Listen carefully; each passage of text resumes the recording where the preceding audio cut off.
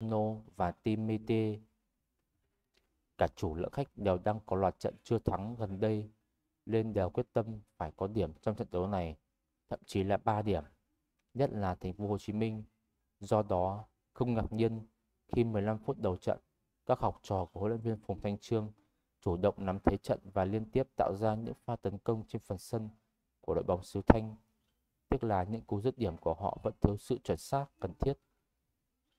Ngược lại, Thanh Hóa cũng chẳng kém cạnh, họ tận dụng những khoảng trống của đối thủ để phát động những đường phản công. Tốc độ diễn ra khá nhanh, những mũi nhọn tấn công của đội khách phụ thuộc khá nhiều vào ngoại binh Di Mario, nên thành phố Hồ Chí Minh đã gần như vây chặt chân sút này, khiến anh bế tắc trong việc tìm đường vào khung thành của thủ môn Lê Giang. Và sau đó, Thanh Hóa đã lấy lại lợi thế chủ động và triển khai những miếng đánh trên phần sân của thành phố Hồ Chí Minh.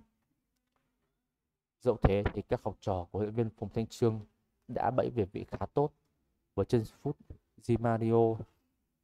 Đồng thời, hàng phòng ngự chơi chắc chắn của thủ nhà vẫn chưa để đội khách có cơ hội làm khó khung thành của thủ môn Lê Giang.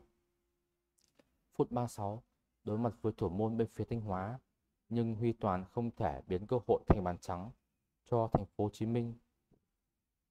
Từ đường truyền rất thông minh của Timite, sau đó Thanh Hóa buộc phải thay người bất đắc dĩ khi tiền đạo Lâm Ti Phong dính chấn thương phải rời sân ở phút 37.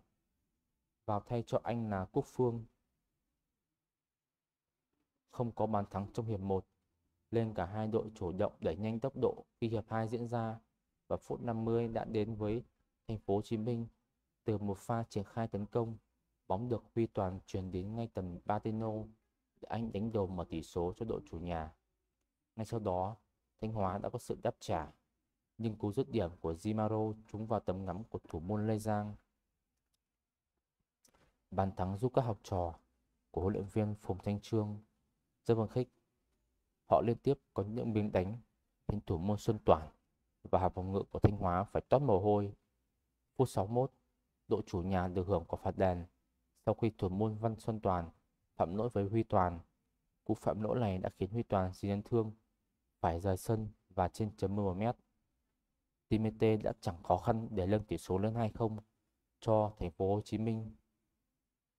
Và sau hai bàn cách biệt thì thành phố Hồ Chí Minh chủ động chơi thấp đội hình với hàng phòng ngự nhiều tầng, hòng bảo toàn tỷ số.